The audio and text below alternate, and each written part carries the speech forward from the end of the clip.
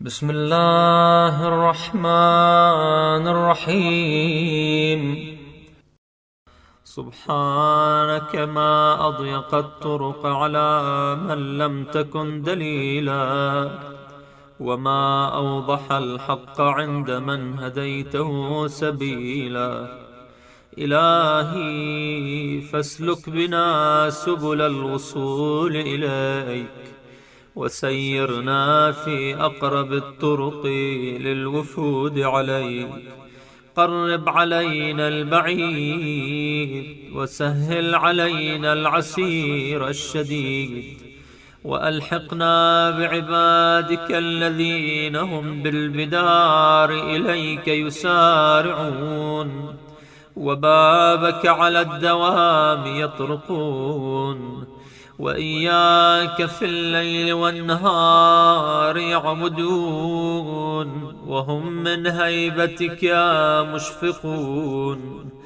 الذين صفيت لهم المشارب وبلغتهم الرغائب، وأنجحت لهم المطالب، وقضيت لهم من فضلك المآرب، وملأت لهم ضمائرهم من حبك، ورويتهم من صافي شربك.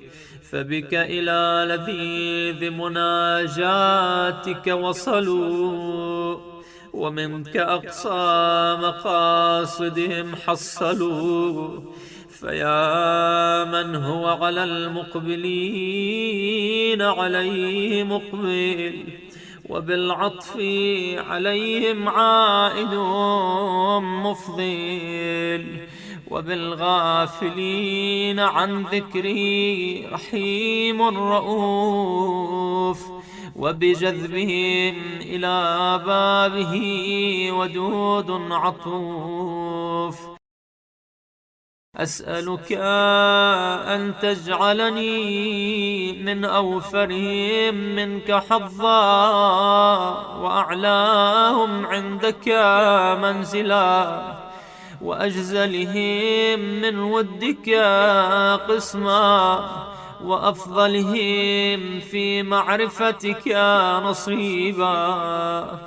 فقد انقطعت إليك همتي، وانصرفت نحوك رغبتي، فأنت لا غيرك مرادي، ولك لا لسواك سهري وسهادي، ولقاؤك قرة عيني، ووصلك منى نفسي، وإليك شوقي، وفي محبتك ولي، وإلى هواك صبابتي، ورضاك بغيتي، ورؤيتك حاجتي، وجوارك طلبتي،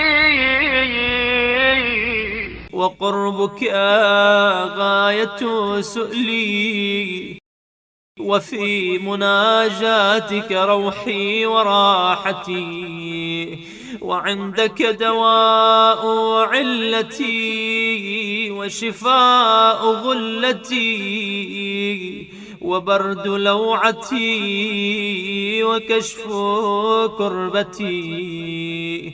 فكن أنيسي في وحشتي، ومقيل عثرتي، وغافر زلتي، وقابل توبتي، ومجيب دعوتي، وولي عصمتي، ومغني فاقتي.